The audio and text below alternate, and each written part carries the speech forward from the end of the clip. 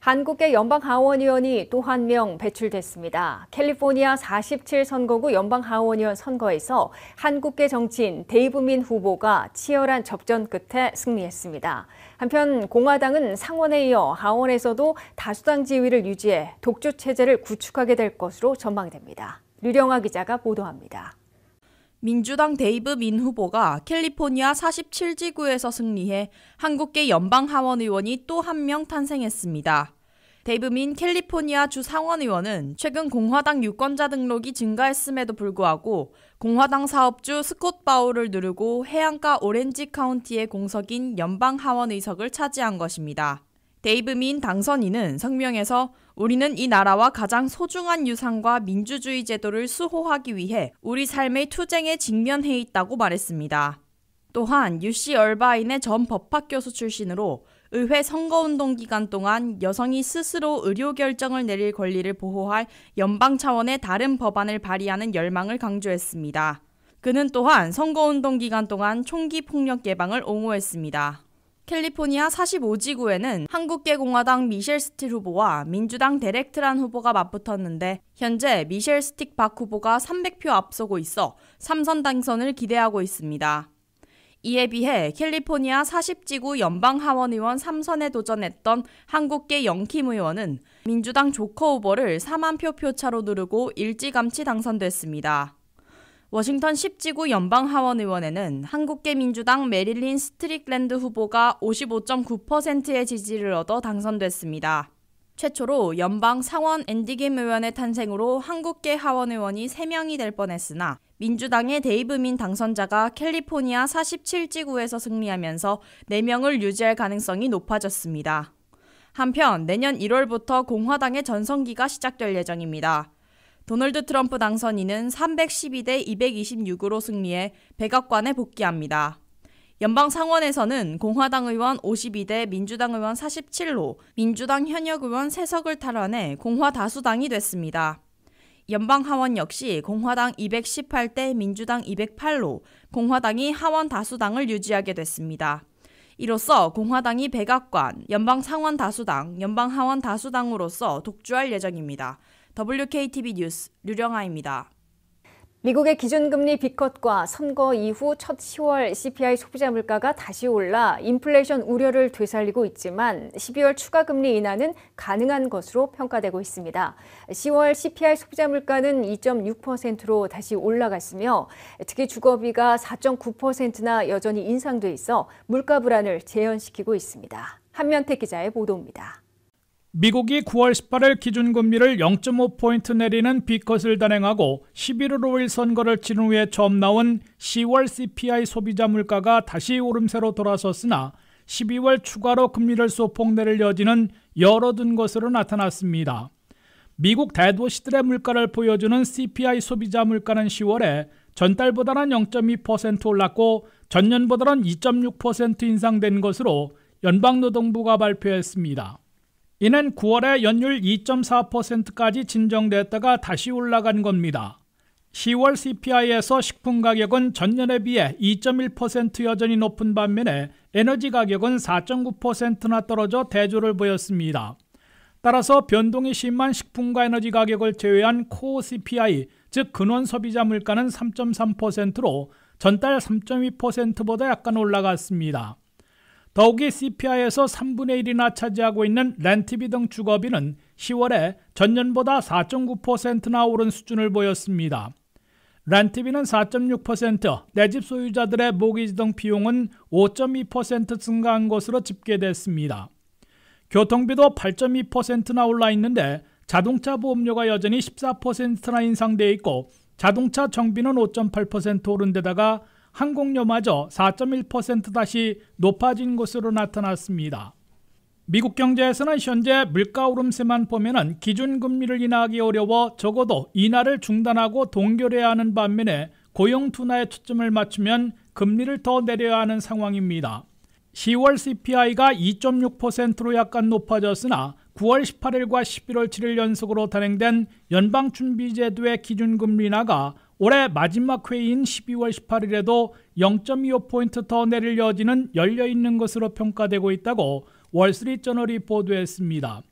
CME 그룹의 투자자들은 연준이 12월 18일에 기준금리를 0.25포인트 더 내릴 가능성을 82%로 잡고 있습니다. 그럴 경우 연준은 올해 9월 18일에 0.5포인트 B컷으로 기준금리 인하를 시작해 11월 7일과 12월 18일에 연속으로 0.25포인트씩 스몰컷을 단행해 올 한해 모두 1%포인트 기준금리를 낮추게 됩니다. 그러면 미국의 기준금리는 현재 4.50 내지 4.75%에서 오는 12월 18일에는 4.25 내지 4.50%, 평균 4.4%로 한 해를 마무리하게 됩니다. 연준은 2025년 한 해에도 0.25포인트씩 4번 기준금리를 더 내려 평균 3.4%까지 낮출 것으로 예고해놓고 있는데 내년 상반기인 6월까지 1포인트 인하를 끝낼지 건너뛰기로 내년 말까지 순차적으로 내릴지는 경기 지표를 보고 판단할 것으로 예상되고 있습니다. WKTV 뉴스 한면택입니다. 연말 쇼핑 시즌을 맞아 소매 매출이 꾸준히 증가하고 있는 것으로 나타났습니다. 이는 소비자들의 지출이 꾸준한 경제 성장을 이끌고 있다는 청신호이기도 한데요. 다만 지난달 식료품 분야에서는 매출이 거의 오르지 않은 것으로 나타나 여전히 비싼 식료품 가격에 미국민들이 어려움을 겪고 있는 것으로 분석됩니다. 김미영 기자의 보도입니다. 홀리데이 쇼핑 시즌이 다가오는 가운데 소매 매출이 꾸준히 증가하고 있습니다. 미국 소매 매출이 9월에서 10월 사이에 0.4% 증가했다고 금요일 상무부가 밝혔습니다. 경제는 이전 분기에 2.8%의 견고한 연간 성장률을 기록한 후 현재 10월, 12월 분기에 다시 빠르게 성장하고 있는 것으로 나타났습니다. 2년 전 9.1%로 정점을 찍은 이후 인플레이션은 2.6%로 떨어졌으며 이는 팬데믹 이전 수준보다 크게 높지 않은 수준입니다. 특히 전자 및 가전제품 매출이 2.3%, 자동차 딜러샵의 매출이 1.6% 상승했으며 레스토랑과 바에서는 0.7% 상승했습니다. 하지만 지난달 식료품점 매출은 거의 오르지 않았는데 이는 많은 미국민들이 높은 가격에 여전히 어려움을 겪고 있다는 신호입니다. 분석가들은 작년만큼 강력하지는 않지만 견고한 홀리데이 쇼핑 시즌을 예상하며 많은 쇼핑객들이 인플레이션 완화에도 불구하고 전반적으로 여전히 높은 가격으로 인해 압박을 받고 있다고 전했습니다. 팬데믹 이후의 인플레이션 급등으로 인해 가격은 3년 전보다 약 20% 더 높아졌고 미국인들의 경제 전망은 어두워졌습니다. 하지만 컨퍼런스 보드의 가장 최근 소비자 신뢰 지수는 2021년 이후 가장 큰 월간 상승을 기록했습니다. 향후 12개월 동안 경기 침체를 예상하는 소비자의 비율은 2022년에 처음으로 최저치로 떨어졌습니다. 또한 쇼핑객들이 11월과 12월에 1년 전 같은 기간 대비 2.5%에서 3.5% 사이로 지출을 늘릴 것으로 예측했습니다. 2023년 홀리데이 쇼핑 시즌 동안 지출은 2022년보다 3.9% 더 크게 급증했습니다. 분석가들은 다음 주에 월마트와 타겟 등의 분기 실적을 분석하여 쇼핑객들이 여전히 높은 가격을 어떻게 헤쳐나가고 있는지 파악하고 경제에 대한 유권자들의 불만이 크게 반영된 대선 이후를 평가할 예정입니다. WKTV 뉴스 김미현입니다. 대형 은행들에서 디지털 사기가 10배나 급증했다는 분석 결과가 나왔습니다. 사기 방지 시스템이 강화됨에 따라 사기 사건이 더 많이 드러났을 뿐만 아니라 빠르게 송금할 수 있는 젤라 등이 발전하면서 디지털 사기도 함께 증가하고 있습니다. 자세한 내용 류령아 기자가 보도합니다. 범죄자들이 고객의 돈을 빼내는 수법이 다양해지면서 미국과 캐나다 은행에서 올해 디지털 사기가 10배나 급증했다고 사이버 보안 회사인 바이오캐치가 보고했습니다. 체이스, 뱅크 오브 아메리카, 웰스파고 등 유명 은행들에서 2023년 1분기에서 3분기 동안 신고된 사기 사건이 급증한 이유는 은행들이 계좌 인수나 다른 유형의 사기를 막기 위해 더 철저한 대응책을 마련했기 때문이라고 바이오캐치의 글로벌 사기 정보 담당 이사인 톰 피콕은 설명했습니다. 즉 은행들이 사기 방지를 위한 시스템을 강화하면서 그만큼 사기 사건을 더 많이 발견하고 신고하게 된 것입니다. 또한 디지털 사기 급증의 중심에는 송금 플랫폼 젤레가 있습니다. 새 은행의 고객은 2023년 젤레의 거래에서 총 1억 6,600만 달러가 사기라고 보고했습니다. 톰 피콕은 미국에서 소셜 엔지니어링 사기의 급증이 젤레와 같은 즉시 송금 플랫폼의 활성화 시점과 밀접하게 연관되어 있다고 지적했습니다. 그는 이러한 플랫폼들이 사기꾼들이 더 빠르고 효율적으로 피해자를 속일 수 있는 환경을 제공한다고 비판했습니다.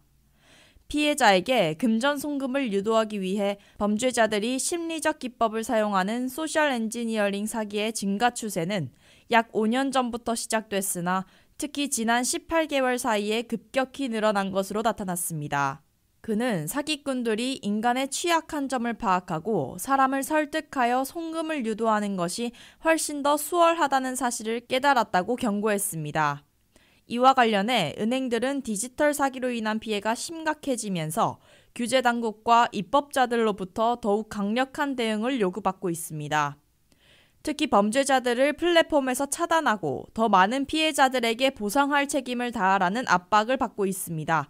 WKTV 뉴스 류령아입니다. 새해 1월부터 메디케어 보험료가 6% 인상됩니다. 메디케어 메디케이드 서비스 센터 CMS는 이에 따라 월 보험료가 $185로 오르게 된다고 발표했습니다.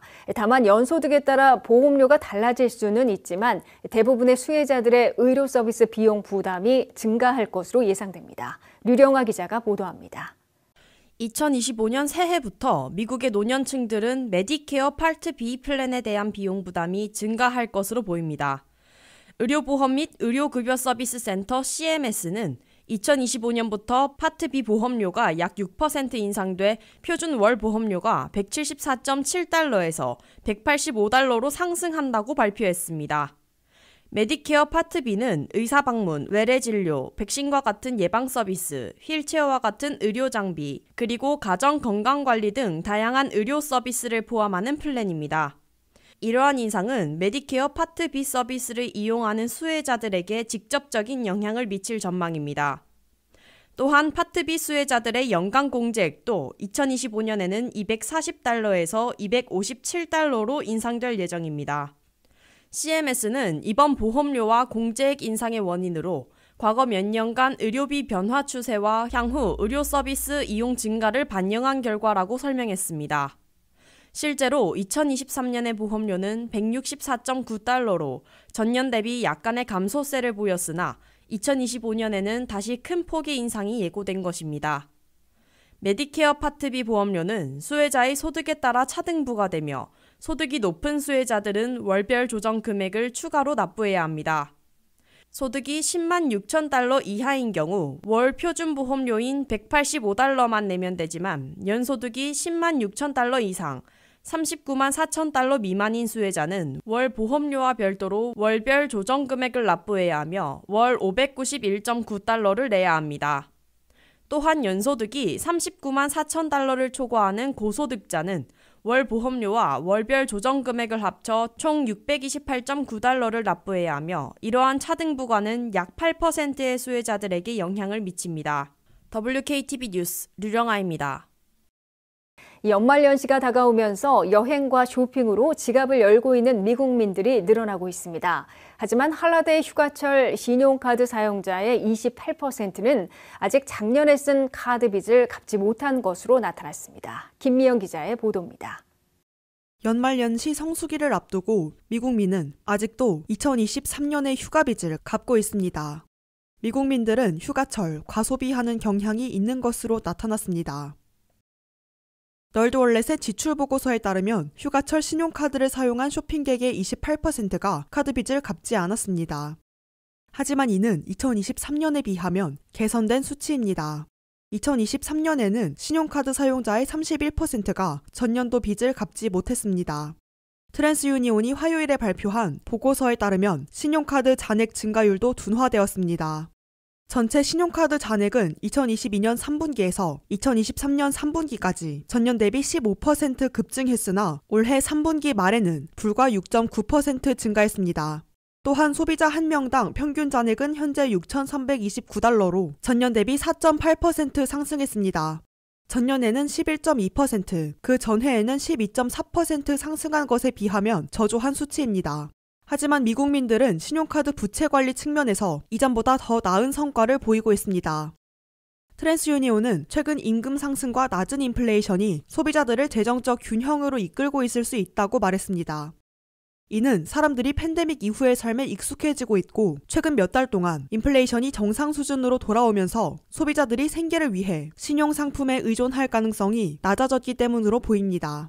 전미 소매연합에 따르면 11월 1일과 12월 31일 사이의 지출은 9,795억 달러에서 9,890억 달러로 역대 최대 규모로 늘어날 것으로 예상되고 있습니다. 쇼핑객들은 평균 1,778달러를 지출할 것으로 추정되며 이는 작년 대비 8% 증가한 수치라고 딜로이트의 홀리데이 리테일 조사에서 나타났습니다. 또한 이 중 약 4분의 3인 74%의 소비자가 구매에 신용카드를 사용할 계획입니다. 널드월렛의 한 전문가는 작년에 신용카드 빚이 있다면 가장 먼저 할 수 있는 일은 이자를 낮추는 방법을 찾는 것이라고 덧붙였습니다. 고금리 신용카드로 빚을 갚는다면 빚의 규모에 따라 수백 달러에서 수천 달러의 이자 지불을 절약하는 데 도움이 될 수 있습니다. 하지만 우선적으로 양호한 신용등급이 있어야 하며 이체하는 잔액의 3%에서 5%의 수수료가 붙을 수 있음을 주의해야 합니다. WKTV 뉴스 김미현입니다. 트럼프 공화당 독주 시대가 개막하는 2025년에 오바마케어의 확장된 정부 보조가 마지막이 될 것으로 예고되고 있습니다. 확장된 정부 보조가 종료되면 2026년부터는 정부 건강보험료가 약 2배로 오르거나 보험 커버가 급감해 무보험자들이 400만 명 급증할 것으로 우려되고 있습니다. 한면태 기자가 보도합니다. 백악관과 연방상하원을 동시장악하는 트럼프 공화당 독주 시대가 2025년 1월에 개막함에 따라 일대 변혁이 시작되는데 수천만 명의 미국인들이 받아온 의료 혜택이 마지막 해가 될 것으로 예고되고 있습니다. 현재 2025년도 등록이 진행되고 있는 ACA 오바마케어 등록자들은 확장된 정부 보조가 2025년 말에 종료되고 공화당에서는 연장하지 않을 게 분명해 내년에 마지막 혜택을 볼 것으로 예상되고 있습니다. 바이든 인플레이션 감축법에 따라 제공되고 있는 확장된 정부 보조는 ACA 오바마케어의 보험료를 44%나 할인해줘 왔는데 그 할인 혜택이 내년이 마지막이 될 것으로 기정사실화되고 있습니다. 확장 정부 보조가 2025년 말에 연장 없이 종료되면 2026년부터는 ACA를 가입해도 매달 내는 보험료가 2배나 폭등하거나 커버가 크게 줄어들고 본인 부담금은 급등하게 됩니다. 결국 시골 지역 중산층 가정에서는 소득의 8.5%를 부담하던 건강보험료를 20%나 내야 하기 때문에 대거 건강보험을 포기하는 무보험자로 전락하게 될 것으로 추산되고 있습니다. 미 의회 예산국 CBO는 현재 진행 중인 2025년도에 ACA 오바마케어 등록자들이 2280만 명으로 늘어나겠지만 확장 정부 보조가 종료되면 2026년에는 1890만 명으로 한 해에 390만 명이나 급감할 것으로 예측해놓고 있습니다. 이 때문에 ACA 월 보험료를 44%나 낮춰주고 있는 확장 정부 보조를 마지막 한 해 동안 더 받으려는 미국인들이 11월 1일에 시작돼 내년 1월 15일에 마감되는 ACA 등록 기간에 대거 몰릴 것으로 연방정부는 추산하고 있습니다.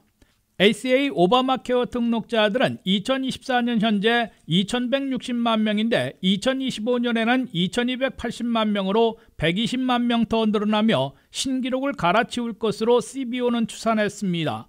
그러다가 확장된 정부 보조가 연장 없이 종료되면 2026년에는 ACA 등록자들이 1890만 명으로 한 해에 390만 명이나 급감할 것으로 CBO는 내다봤습니다. 마지막 확장 정부 보조 혜택을 받으려면 이번에 반드시 ACA 오바마케어에 등록해야 합니다. 새해 2025년 1월 1일부터 확장 정부 보조를 받기 위해서는 12월 15일까지 반드시 신규 등록하거나 갱신해야 합니다. 12월 16일부터 내년 1월 15일까지 등록하면 혜택을 받는 시기가 한 달 늦어지게 됩니다. 워싱턴 DC와 메릴랜드에 이어 버지니아까지 뉴욕, 캘리포니아, 조지아 등과 함께 모두 17개 주 거주민들은 해당 주정부에서 운영하는 사이트에서 신청해야 합니다. 다른 33개 주 거주민들은 연방 차원의 healthcare.gov에서 등록해야 합니다.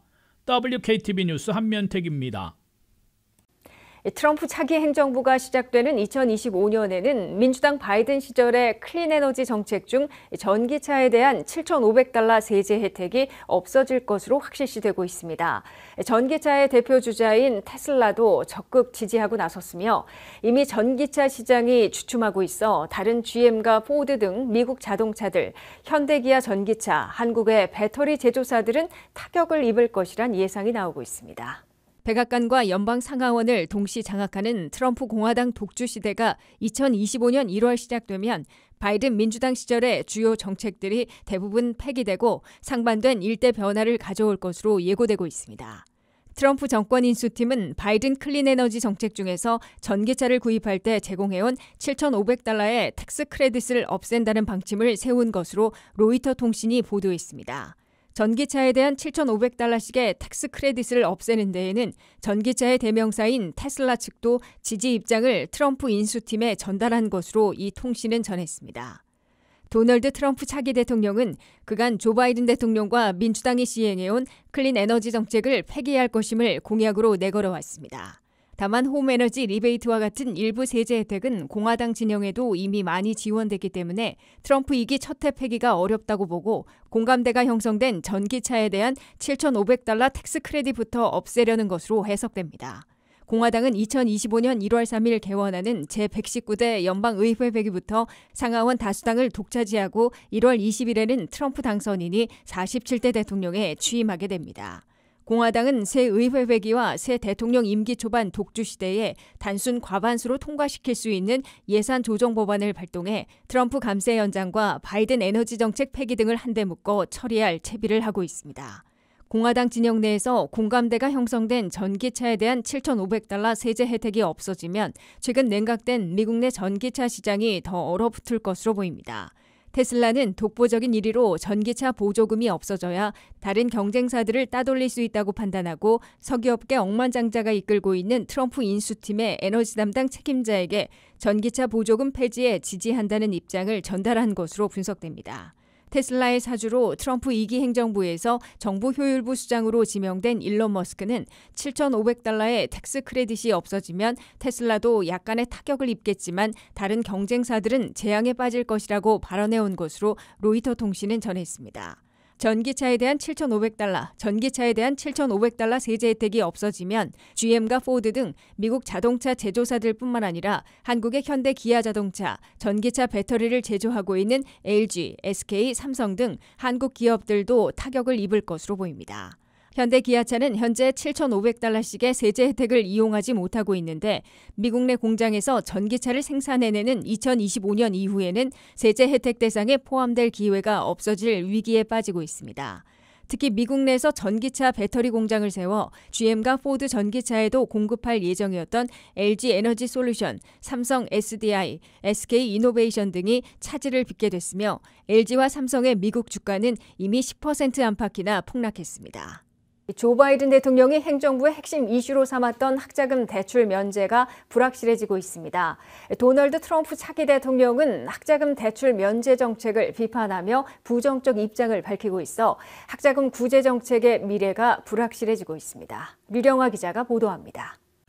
조 바이든 대통령은 학자금 대출 면제를 최우선 과제로 삼아 부채 면제와 상환금 인하 노력을 시작했으나 1월 도널드 트럼프 당선자의 백악관 복귀로 미래가 불확실해졌습니다. 대선 토론에서 트럼프는 바이든의 학자금 대출 면제 노력을 완전한 재앙이라고 묘사했습니다. 그는 학자금 대출에 대한 계획을 명확하게 언급하진 않았지만 1조 6천억 달러 규모의 연방 학자금 대출 포트폴리오를 관리하는 교육부를 없애자고 주장했습니다. 트럼프 행정부 1기 때 교육부 장관의 수석 자문위원을 지낸 밥 아이텔은 대통령 당선자가 대출 취소 규정을 철회할 것으로 예상한다고 말했습니다. 트럼프 행정부는 대출 구제의 다른 길을 추구할 수는 있지만 현재 행정부가 추구한 것처럼 대량적이고 일괄적인 구제 유형은 아닐 것이라고 아이텔은 전했습니다. 2021년 모닝 컨설트 연구에 따르면 학자금 대출로 1조 7천억 달러를 보유한 4,600만 명의 미국인들은 이미 주택 구매를 미루거나 결혼 등을 진행해 재정적 부담을 크게 받을 것으로 예상됩니다. 너드월렛 대출 전문가 케이트 우드는 바이든 행정부는 현재 진행 중인 학자금 대출 구제 소송에서 포기해 프로그램이 종식될 수 있다고 불분명한 미래를 언급했습니다. 특히 바이든 행정부가 규제 변경을 통해 프로그램을 쉽게 철회할 수 있다고 덧붙였습니다. 800만 명의 등록자는 법원 판결로 인해 바이든 행정부가 이 계획을 시행하지 못하게 된 후 현재 난처한 처지에 처해 있고 차용인들은 4월까지 유예 상태에 있어 대출이 중단된 상태입니다. 한편 바이든 행정부는 고등교육법을 통해 3천만 명의 학자금 대출자가 지고 있는 부채의 일부 또는 전부를 면제하려는 또 다른 계획을 추진했으나 법적 난관에 부딪혀 10월에 법원이 이 계획을 보류하기로 결정했습니다. WKTV 뉴스 류령아입니다.